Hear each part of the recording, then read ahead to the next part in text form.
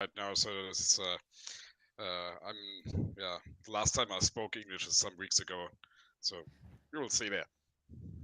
Okay, folks, welcome back to the Inside the Mix podcast. If you are a new listener or viewer on YouTube, don't forget to hit that subscribe button and that notification bell so you get notified whenever there's a new episode or we are live, as we are right now on YouTube. And also, if you're a returning listener, a big welcome back as always. So, today, this episode, rather, is an episode of the Producers Pub. So we have returned after a summer break. If you're unfamiliar with this format, basically, I have some guests, artists, producers with me today, and we are going to play a 30-second snippet of a piece of work of theirs and then just talk about it afterwards.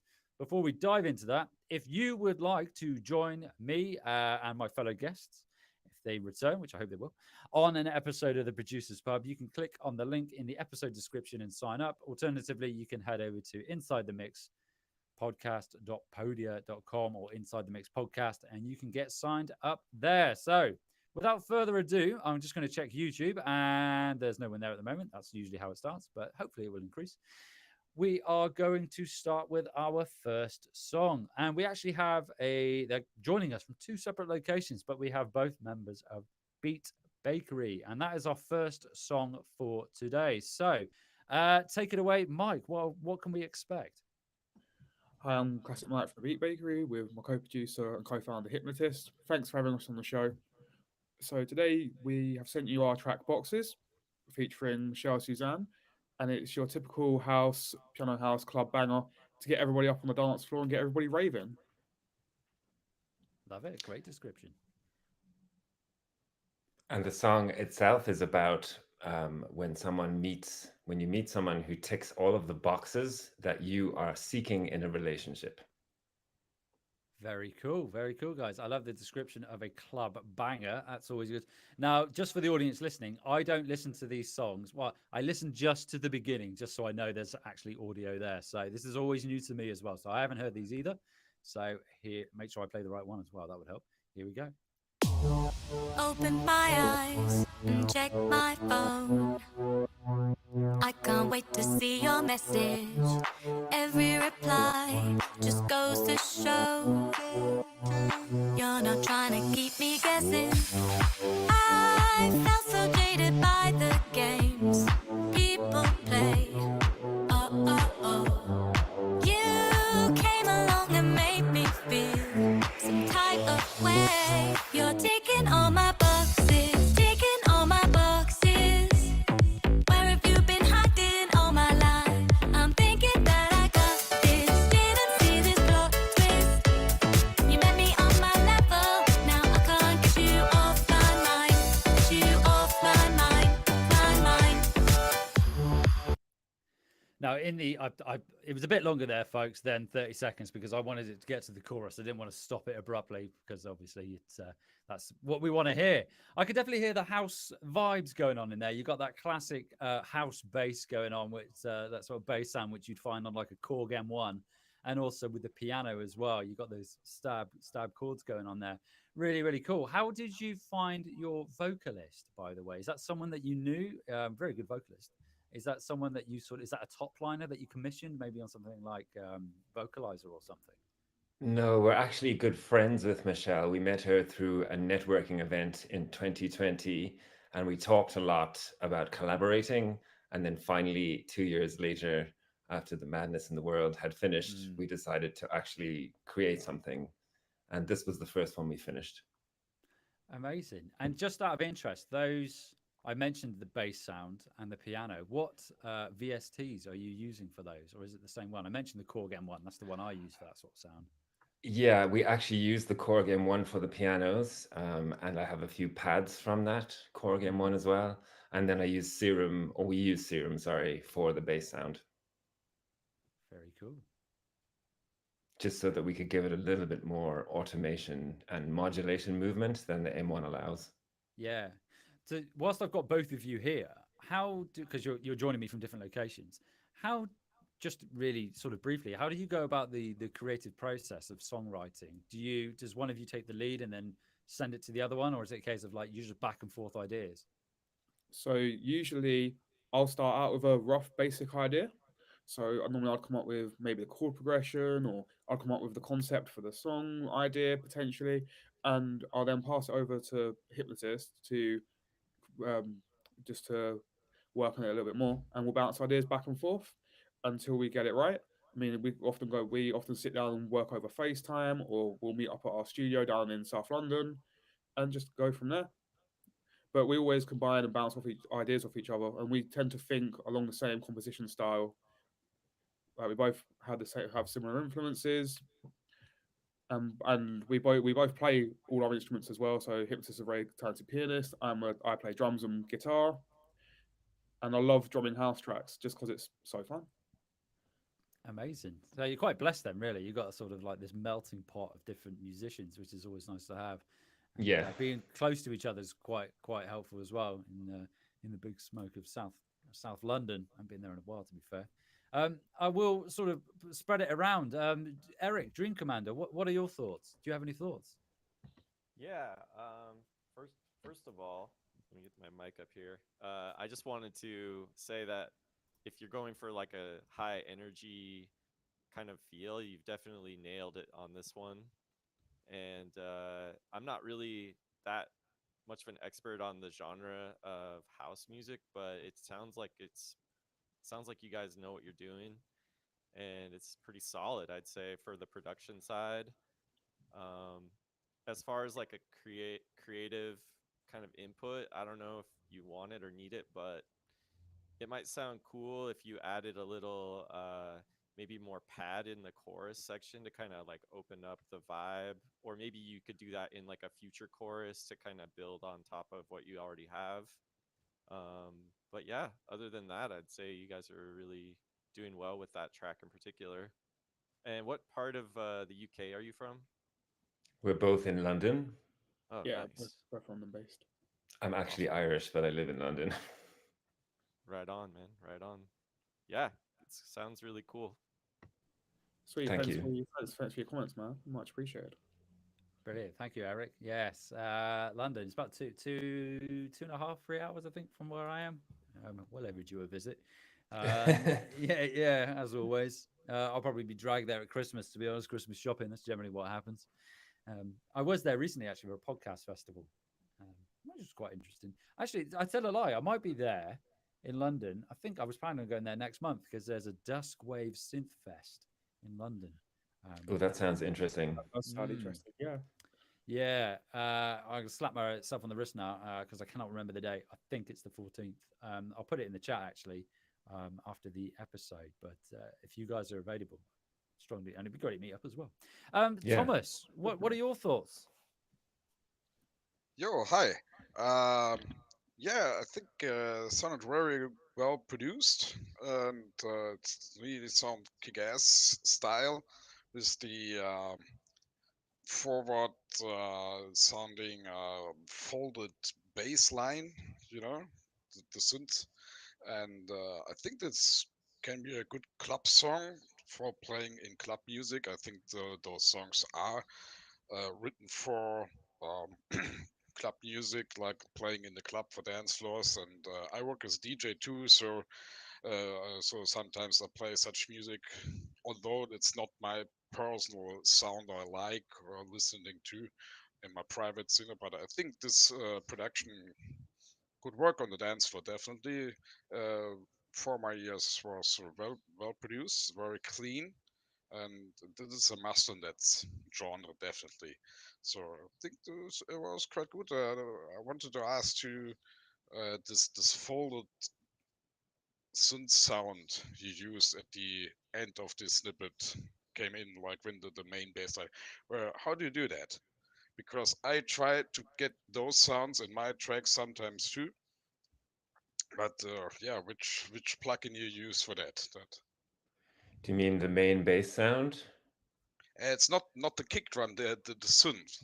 There's a yeah, it's Like a private. pulsing synth? Yeah, maybe we can Um, hear in the last 10 seconds again. I can show you, but it's possible. I was going to say, do you want me to Oh, play the last 10 seconds again? I can quickly do it so we get a bit of context. Here we go, folks. I'll if you play the wouldn't last. mind, thank you. Yeah, yeah, of course. I'll play it. I'll play it from about 40 seconds. This plot twist. You met me Yeah, on my level. but Now I can't get you off Okay, yeah. my mind. There we I go. mean, the bass synth sound, not the kick drum, Okay. this bass sound. The ears in the upper frequencies, this folded light, distorted. We say in Oh, Germany, yes. we say knot to that. Yeah, I don't know what the English translation is for that. I That's cool. I understand you like this. now. Yeah, we're actually using, so that's the Serum synth, and then I have a chorus on it, and I'm distorting the chorus, which is probably what you're picking up on. You And use that's, a chorus effect. yeah, I'm using a Oh, chorus on it's kind of like a classic house bass, as Mark pointed out earlier, with a bit of FM oscillation. And then I'm using a distorted chorus, layering it on top of the bass to make it super wide, because we really love Joel Corey, and he has that kind of sound. okay, that's interesting. Cool. Excellent Thanks. stuff. I will try Brilliant. that next time. I highly recommend it. Yeah, it's a new technique. Never heard about it. Great. Fantastic. That's the benefit of this particular format of this particular show is that you can like magpie.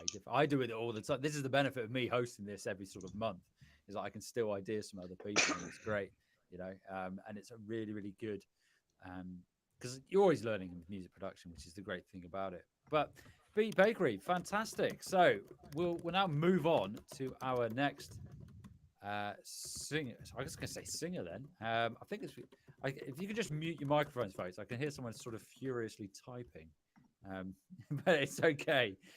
So we'll move on to the next one, which is Dream Commander. Eric, what have we got coming up? Yes. Hey, how's it going? Well, this song is called Actual Malice, and it's part of an EP I've been working on that I hope to finish soon in the near future. Um, so my brand of music is kind of more instrumental focused, more kind of mood driven and almost kind of soundtracky. And this song in particular, I think I was kind of inspired by like Harold Faltermeyer and the kind of 80s stuff like Fletch, that soundtrack. Um, Axel F is kind of like the one that everyone knows, but I'm kind of a big fan of like the Fletch theme. So that and kind of like a mystery detective kind of vibe influenced this track. But then I kind of have it kind of goes into another section that's kind of a little more of my standard sound. But yeah, I don't know.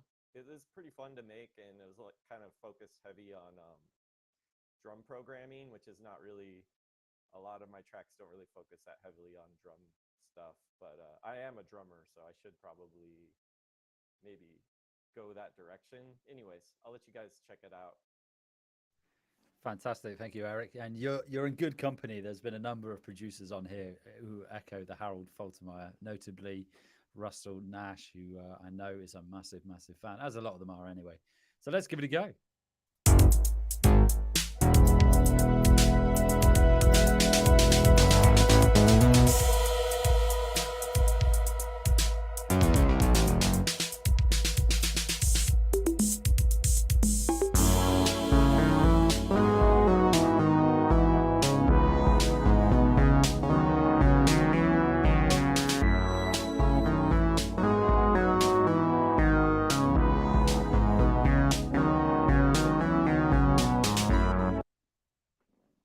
I can immediately hear the Harold Faltermeyer in that in the beginning. I listened to it and I could picture it being played in one of those in like a film akin to Beverly Hills Cop, which is obviously Harold Faltermeyer. But you can definitely hear that, and you've got this quite interesting sort of almost jazz-esque sort of composition going on there. It's quite yeah, an interesting sort of choice of sounds and how they're interplaying. It's really really cool. Thank you. How are you going to take that forward? Is that something that is that how this whole song is going to progress, or is it going to be a bit more uniform? Yeah, so that's a good question. So I actually did have the finished track kind of completed, and it kind of goes in a lot of different directions. To be honest, it kind of bounces around and kind of ends off in a weird place. But I think, yeah, there's definitely like a jazz influence in that. The form is kind of open and not necessarily too strict to any kind of formula. Just kind of feeling based on what this part sounds like. Maybe try to build off of that to another vibe. But I don't know. I kind of mess around with different approaches for each song. So, but thanks for your feedback. No, I think that's the best way to do it. And it's kind of like the more I get it playing around in my head, I can picture it. You know, in those movie scenes where there's like the cop who is like doing a stakeout or like breaking in somewhere. You've got that quite weird sort of not jazz again, but jazz sort of sound and like composition going on. It's quite like an unnerving sort of sound. I think it sounds really cool, and Yeah, it's different to what I've heard from your other stuff, which is great as well. thanks. Yeah, I'm always trying to kind of stretch out and do different things. But yeah, heart, like hearkening to what you're saying about the jazz, whatever you call it, influence. I think there was like a fusion movement in the '80s that was kind of, uh, influencing a lot of the score composers, and they were trying to kind of push the boundaries of like Mm. melody and all that, with their own stuff. I think that kind of started in the '70s and kind of pushed into the '80s with like, I don't know, jazz fusion. That's just my opinion. Yeah, I roll with it, man. I think it sounds great. And like I say, I think stretching yourself and what you're able to do is a great thing when it comes to songwriting and sort of like pushing the boundaries and even like the expression of like doing something that makes you not necessarily feel uncomfortable, but takes you out of your comfort zone. I think in Oh, thanks terms a of lot, man. compositions is only going to be good, you know. But I love it. I think it sounds great. It's a really, really fun piece of music. But I'll pass it around. So let's go to Brody Hypnotist. What are your thoughts? Hey, I thought that was really cool as well. I thought instantly the vibe was there. And I also thought it was quite fusion-y because I like a lot of fusion music. Um, I think you've done a great job of production. The first thing I thought was that the sounds are massive. I love your bass drum. Is that from a kick or is it from Drum Machine? Sorry. Yeah, that's a good question. Like, I think that's a mix of two drum samples. One is like an 808 kick, and then I just kind of have like a release that I tied to it to make it. I don't know. I have a lot of problem with the 808 like release for some reason being consistent. So I kind of like mix the two together so it would be like very you know, reliable sounding, and then the kick in the second section is just like another sample that's kind of different. But thanks, yeah, for asking. And Yeah, I thanks thought for it your was feedback. really nice. Very, very lush sounding. Rad, thank you. Fantastic. We'll go to the next Beat Bakery. Mike, what are your thoughts? Hey guys, I'm a massive 80s fan, and I definitely love the vibe on that. Definitely, like you're saying, it sounds like a bit of a cop show, sounds very Beverly Hills kind of cop kind of vibe. And I just love the soundscape on it. It's just so massively wide, and I really really like that. I love the bass sound when it first came in. I think it's really cool. Awesome, thank you. I actually like took one sound and kind of made an octave up from that, so they're just kind of in unison on an octave away from each other to get that sound. It's like a fake chorus effect, maybe. That's why it's so lush. Always a fan of layering up the synths. Definitely. Yeah, I think that's a really good thing to do with basses. I think I've said it on the podcast before with bass sounds in particular. And I think I did a tutorial episode where I had like an actual bass guitarist playing bass, and then I had another synth laid on top of that, which was providing a different texture, sonic texture. So they weren't like competing in the frequency realm. But it's a great thing to do, and layering synths. I used to do. I deviate. I say deviated. I went down the path of too much layering at one point, and I had to rein it in. But that was you've always got to be careful of that. I find. Thomas, what are your thoughts? Laser Cop. Yeah, so as Mike just said, it's this Beverly Hills sound, or Beverly Hills Cop, so Laser Cop and Beverly Hills, it's the same thing. I I directly started having this 80s movie sound feeling in my head, and the first thing was like it was a little bit so okay, what is this right now? Because I didn't get the beat at the beginning, but when the beats got open up a little bit, starting with the chords in the backside, yeah, that's cool. Right now, yeah, now that point is cool. This is the one I like. Um, I personally doesn't do not like the slushy snare sounds in my person view. I generally don't like those kind of snare sounds, even in hip hop music or rock, other music styles. I never use such these sounds, but this is the choice of the producer. It's your personal favor. If you say you wanted to do this, it's okay for me. But it was interesting. It's specific kind of music. Never heard this before, and that kind of somebody doing it today. So I will definitely have a listen when it come out, hopefully soon, and we'll check the whole vibe because yeah, it sounded good. It was interesting. Also, it had us a little bit prog rocky music at the beginning with those not fitting like just four on the floor beat or something, and so as a musician, I need to listen to it sometimes again and again to check those points, and that's making it interesting because if you understand the music in within seconds and say, okay, I got everything from that song, this is still it's like yeah, it's too easy then, Yeah, no, I agree 100%. What was the adjective you used to describe the snare again? It was like slushy or something.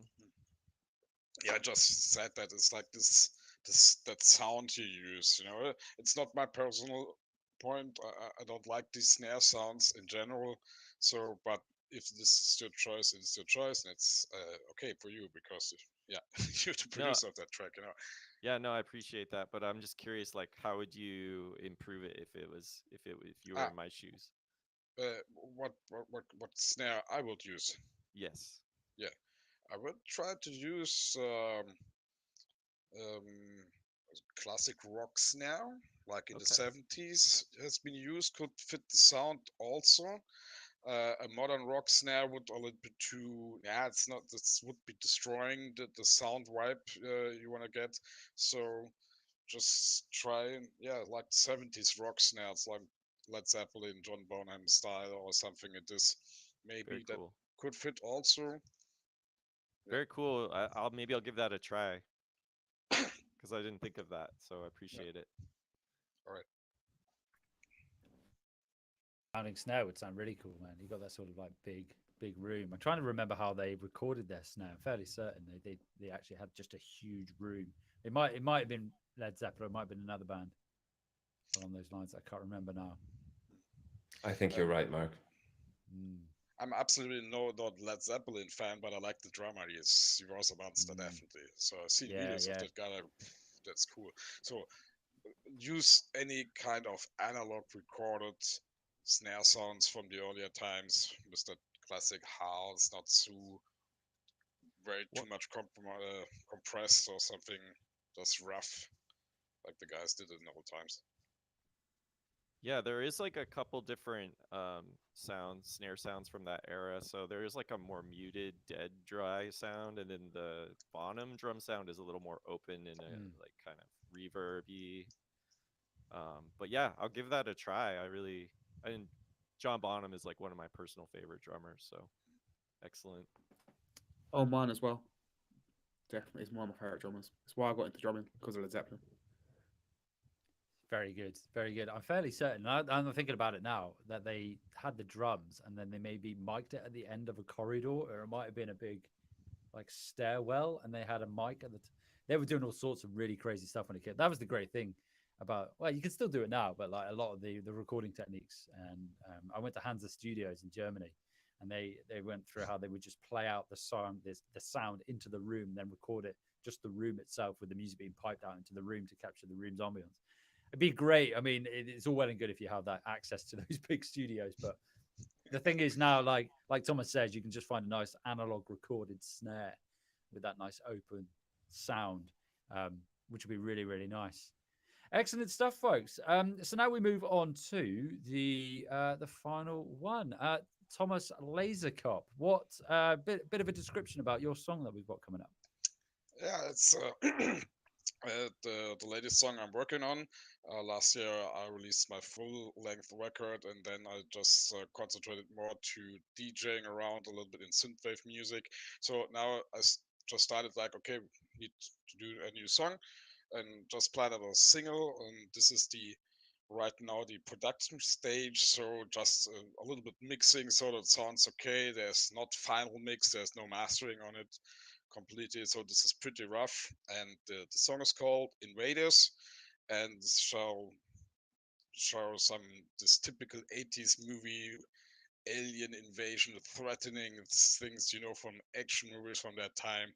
And the I've seen this. Uh, there was a movie from 1990 with Dolph Lundgren in the main role with this "Become in Peace."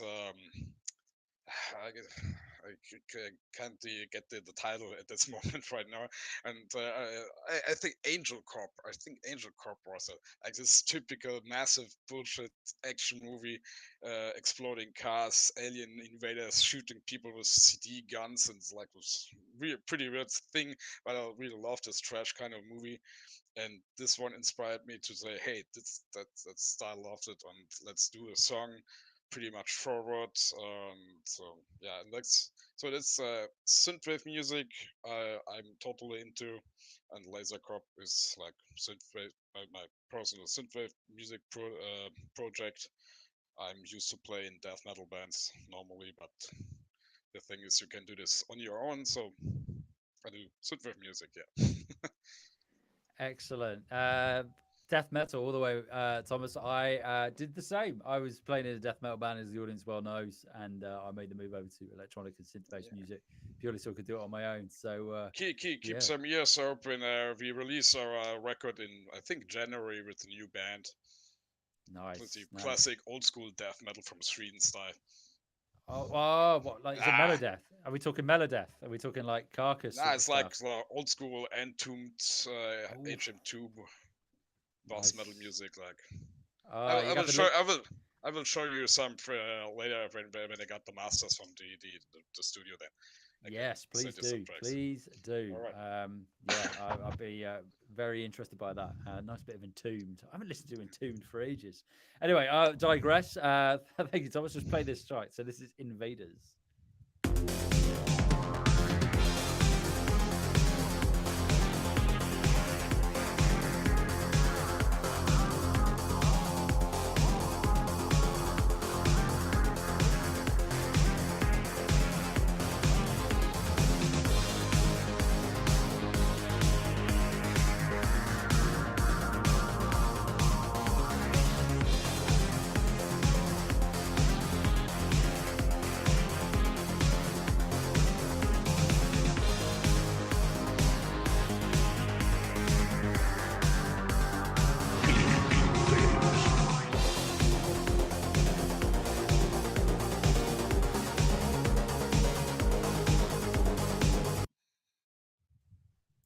Very cool. I like the little soundbite you've got going on in there.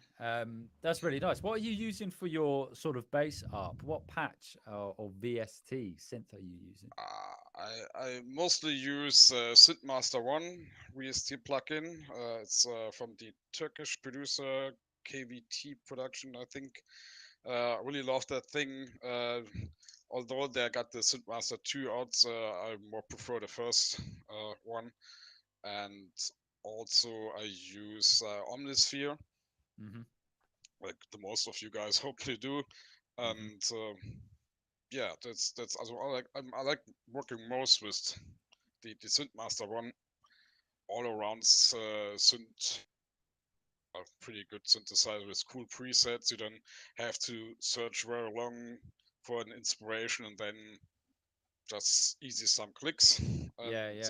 you can change, adapt like you want. Yes, definitely. So with regards to the composition itself, because it's very sort of it's like that fast paced up tempo sort of song as it is. How is the whole sort of composition going to play out? Is it going to sort of drop in tempo? Are instruments going to drop out, or is it going to be continuous? Is it going to be at that sort of fast Yeah, paced? it stays it stays on that tempo. I do not do any breakdowns in tempo, Mm. like shoot some breaks later. There will an instrumental solo coming in, like so. My ongoing workflow is to adapt rock songs arrangements. So I describe this music sometimes. I made like their rock songs done played with guitars. So Mm. so that's I have typically I have in verses, I have in refrain, I have another second verse, second refrain, the C Yeah. part, outro refrain. So I use always those structures, and yeah, so the song will be around 4 minutes, and that would be good for me because usually when I will come to an end, like then you can put in this part and this and that will be cool. And like the end, 6 minutes, like oh no, it's too long, it's too long, you know. And Yeah. so Yeah. for me, is my focus for the next compositions will be to not stay longer than 4 minutes on the tracks, and yeah, that's the point. Very good. I like what you said about the sort of like breaking down rock tracks and sort of like recreating them, which I really, really like. I could definitely hear like you could. I don't know if there's space for it potentially, but like actual guitars, like distorted guitars on it. But that's yeah, I don't know. I think you may need to make space, but it's hard to say without hearing the whole track. I'll pass it around the room. Eric, what are your thoughts? Dream Commander. Yeah, so first of all, I really like the track. It sounds really cool.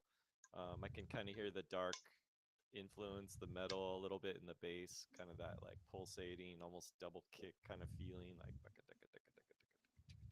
kind of fun kind of vibe.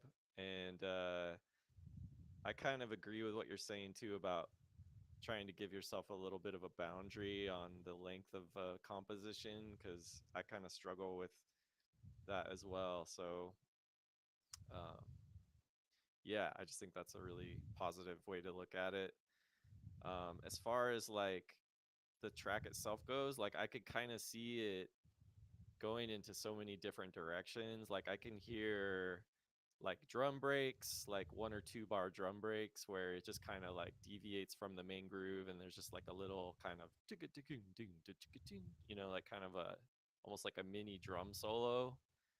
I can also hear like a more like like a string pad, maybe like a high string pad kind of permeating above everything, just kind of coming in at some point to provide sort of like a more of a texture in the higher end. Um, I'm not sure if you do vocals much, but I mean, that could go either way, probably, in my opinion. But I think you have a really solid, like, foundation for whatever the track is going to be. Um, Obviously, you probably know, but we can only hear a few seconds. So, Okay, yeah, thank you for your comments.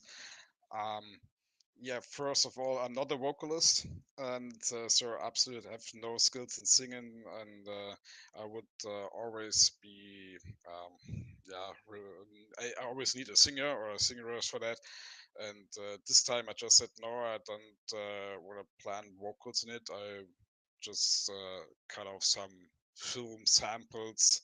Yeah, you couldn't hear it at this point. They will show up in the beginning. I got some samples like from Terminator movies or something. At the end, I will have some more movie samples to give the song the face, you know, it was like connected to the title and Raiders. So this is all out cut out from movies with alien invaders inside or some threatenings, you know. And so um, with the strings you said, yeah, this is the beginning of the song. This is quite from the first minute of the track, so it's the opening part of the track you heard. And you said strings. I always use chorus, like you maybe heard at the end of the snippet. You have that core flow because I love that. That's but yes, as I said, it's production stage. The song is not final written yet, so I've all chances to change different things and turn around. And yeah, usually I use also synth pads, strings for like outro parts more. At the beginning, mostly start rough, like straight going forward, and then I just took, hey, now we got some melodies, we got like some opening up, we got slow down for a moment. So with the boundaries about the songs arrangement, yeah, it's not a 100% must. I've said it's like just a plan, and that's a little bit. It's my style. I just used to do that in that way, and because I'm a great friend of pop music structures. Because it's easy, it's ongoing, and I know that's part from my DJing. So it's it's one of my main jobs. I do DJs in clubs here in Frankfurt, and I'm used to that. The people are suited to those kinds of arrangements. Everything else is some. Oh, it's interesting. So, you know, I just took over as like even in metal music you have some pop structures in the tracks, so most of them I said, yeah, it's cool, I like that, so why do changing? Just simple question. So No, it's brilliant, Thomas. I'm with you on that. I too, when it comes to songwriting and arrangement, I'm very influenced by pop arrangement. Um, Now more so. When I was in the metal band, man, we used to do crazy arrangements. I remember we had one song and we didn't repeat a riff throughout. It wasn't quite prog, but it was good fun. Playing it live, well, on the other hand, was a challenge. Remembering all the riffs, but hey ho. But no, I'm with you there with the structure as well. And I think with pop structures as well, the songs are inherently shorter. Pop songs generally are the ones that are specifically played on the radio, being sort of anywhere between sort of 2.5 to 3.5 minutes. yeah, at the end it's not my intention that that song shall be played on the radio. Like Mm. I absolutely do not expect any commercial success for that kind of music. So just because this is a very niche music, and Mm. the other thing is the most people I've met from the scene are ex-band members of metal bands. I know, That's quite, I know. yeah, that was quite funny. And there was one point I've seen is in this very huge synthwave Facebook group. There was one guy complaining, like, yeah, I've put so much effort in my new record. I posted the link here, and nobody's seen it or comment that. That's bullshit, shitty guys, and all that stuff. And I said, yeah, the point is, everybody. I just wrote him as a comment on the point is, yeah, as you can remember, everybody here is an ex-metal band member, uh, because this band split up because nobody listened to their music at in earlier times. So exactly those guys are waiting here for your new record not to be heard. And it's like it's the same shit, It's like Yeah, so I do it for my own, pretty much. I think. Usually the most musicians say, if you listen to your own music, this is a little bit like, that's not well seen. I like my music because that's the way I want to listen to music, So why should I listen produce music I don't like, You know what I'm trying to say? yeah, yeah. It And makes perfect sense. Yeah, yeah, and I yeah, think that's the sound I like. So let me do this. I can't do tracks I don't like. So yeah, and it's I had this conversation with Pashag on the producers podcast a few months ago, and he said the same. He's like, I think you do. I think more specifically when you are writing music as an individual or even as a duo, I listen to my own stuff. Admittedly, there are times when I stop because I've probably over listened to it, but I think I create it because I like it. So I create stuff I want to listen to. yeah, It makes perfect sense. Yeah, 100%. and I've absolutely props to commercial music producers who do commercial music because they know they're gonna be a commercial banger, although they don't like that kind of music, you know. So Mm, they can break down their own, um, idea or a sense of music. Like so, yeah. can you imagine that? Do you like so we got here in Germany we got this Schlager pop called like the folks music or something. It's totally huge. They're playing shows in front of 80,000 people. Like this is like small cheesy electronic shit music with bullshit lyrics. I hate it as hell, you know. And so they got producers in the background. They've been paid for the songs, you know, and those guys are metalheads. Yep. And they sit there like they are in the position to produce music for this girl like Helena Fisher. Maybe you heard about her. And I can't do that. I never can do that. When I hear a commercial, very successful Schlager song, I said, "Dude, I can't program that. Yeah, it's not a problem. It's like this. It's like sit at home and do this. Like no chance. Yeah. It's not because it is heavy to produce or like difficult or you need some. It's your mind. You're just telling it. I can't release that. It's not possible. You know. Yeah, I think it's artist integrity as well. I think comes into play there. Mm. Yeah, Just that. integrity is good with it. Yeah, yeah. In the interest of time, I'm just going to pass it around the room here.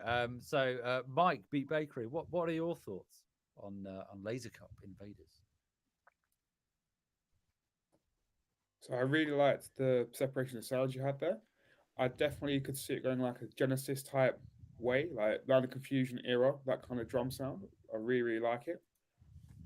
And that, but no, I totally get what you're saying. If you're not like happy to produce in that style, then don't. I mean, I played in metal bands for the best part of 10 years growing up. Switched over to hip hop, then transitioned over to dance music and house and EDM and that. But yeah, but I just feel that all of that gave me the skill to produce dance music and that it all intertwines at the end of the day because you know you've got the heavy hitting kicks from metal music that come into it, you've got the heavy bass sound that comes from hip hop, and it all intertwines. But I really like what you've done with the track. I like to see where it goes and where it ends up. I think you've got really really great 80s sounding stuff there, man. Yeah, thank you. Cool.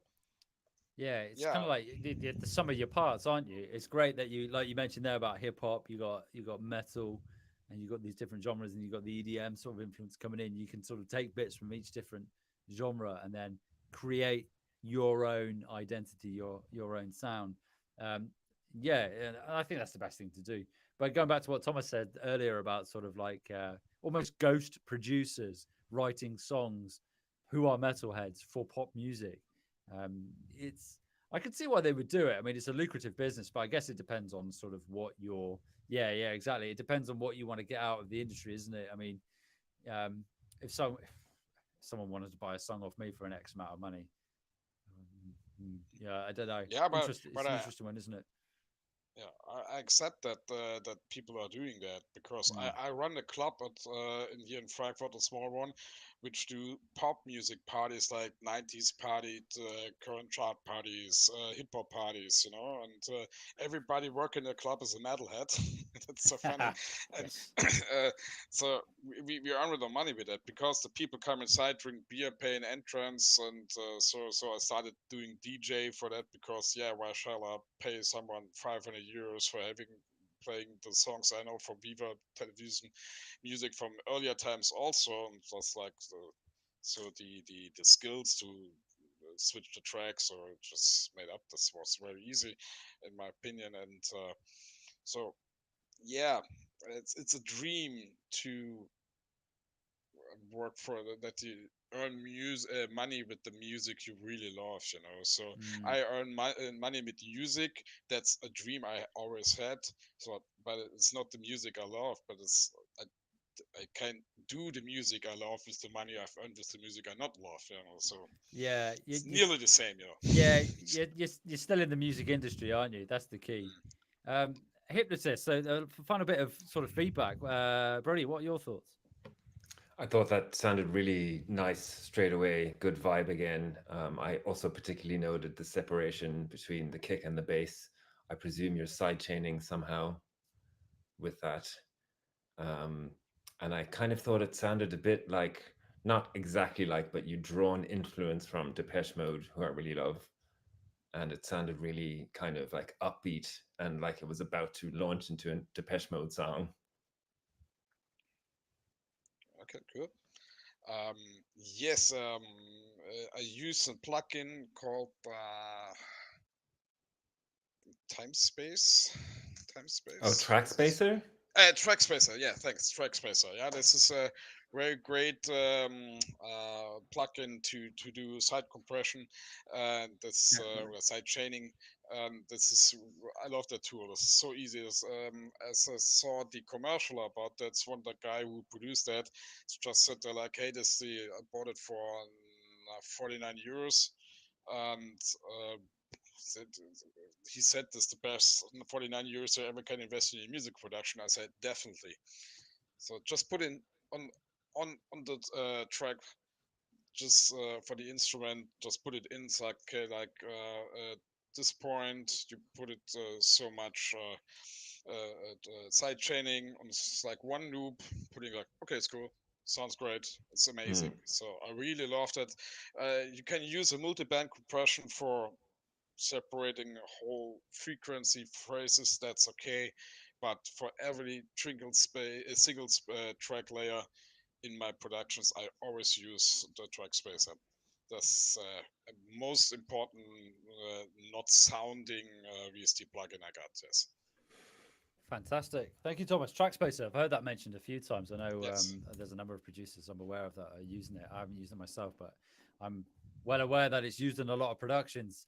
Gents, it's been a pleasure, but we're coming to the end now. So what I'm going to do is I'm going to give you the opportunity to go around and describe where our audience could find you online and if you've got any key dates of anything coming up. So if we start with Beat Bakery, where can our audience find you online, and have you got any key dates or releases coming up? So you can find So us. Go on, go on. All right, so you can find us online at Beat I first I Bakery get UK. to switch my thinking in English right now, so it's I mean, yeah. Hold on a minute, what's Last going time on? Sorry, guys, it was apologies. me. I was going to say, Thomas, you were talking without moving your lips. Sorry, my internet just glitched out for a second, guys. That's Sorry. okay. Go ahead. Go ahead again, Mike. So you can find us across all the socials at Beat Bakery UK.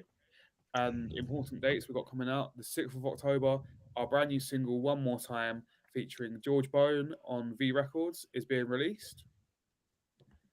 And we're also playing a gig in Box Park on the 6th as a little launch, little launch for the single when it comes out as well. Fantastic. Excellent stuff. And we'll go with Dream Commander. Eric, where can we find you online? Have you got any releases imminent? Yeah. So anyone can check out my old releases on all the usual platforms. Hoping to get something new out here before the end of the year. And in the meantime, I'm playing So some... can you please up the mic a little bit? Sorry about that. Thanks. I keep forgetting. Thank you for reminding me. But yeah, you can check out all my old releases over on the usual platforms. And I have a cool, important date coming up. Live performance October 7th in Portland at No Fun. It's if we have any listeners in that area of the world. And I'll be playing October 13th in Seattle with this guy Tommy Capello, who was in The Lost Boys, this movie. So he's like a saxophone guy. And yeah, that's about it. Thanks for having me. Fantastic, Eric. Hold on a minute. Is that Tim Capello or Tom Sorry, Capello? sorry about that. Yeah, Tim Capello. You're playing a gig with Tim Capello of Lost Boys fame. Yes, exactly. Oh, amazing! Fair play. He's I'm a fan of Gunship, and he's done a few tracks with Gunship, notably one of their recent releases. That's going to be amazing. Make sure you get some video footage of that, and get yourself a picture with him as well. Absolutely, You should I'll get invite him out. Yeah, have a chat with him. Get him to feature on one of your songs as well. While you're there, that'd be a good little win if you can get it. Sounds good. Amazing. If I were in Portland, Oregon, I totally would go to that. It's a bit of a trek for me in such a short space of time. That's brilliant. And finally, Lasercop, Thomas, where can we find you online? And what have you got any key dates? Sure. So first of all, thanks for having me on that nice round here. You can find me. Find me on Spotify, on Bandcamp. So just typical things. But I would much more prefer if you found me on YouTube because from my first record, my first EP, we made a handcrafted anime movie. My good friend David made it by hand, like 5 minutes with the laser cop doing an old-fashioned action movie, and this was a shitload of work, and this shall be a little bit more seen. As well, I got their 1 hour DJ set filmed with some more cameras and nice cutting and producing, where you can meet synthwave music. I will play as a DJ on the party if it's possible, and also as well we got some more tracks on there. It would be cool if you just go around to the YouTube channel of Laser Cup. Brilliant. Excellent stuff. Gents, I will put all of that information in the episode description as well, so our audience can go away and listen to that off the back of listening to this episode. And before we go, if you would like to join myself and my friends here, who hopefully will come back at some point, on an episode of the Producers Pub here, the Inside the Mix podcast, please do head over to insidethemixpodcast.podio.com or Inside the Mix podcast, or alternatively, nice and easy, click on the link in the episode description and get signed up and join us discussing your music, play some of your music you've got coming out, and also get to chat and meet other producers. Gents, folks, it's been an absolute pleasure. It is a Sunday evening, so I'm going to sign off, and I will speak to you all again very soon. Thanks for having us.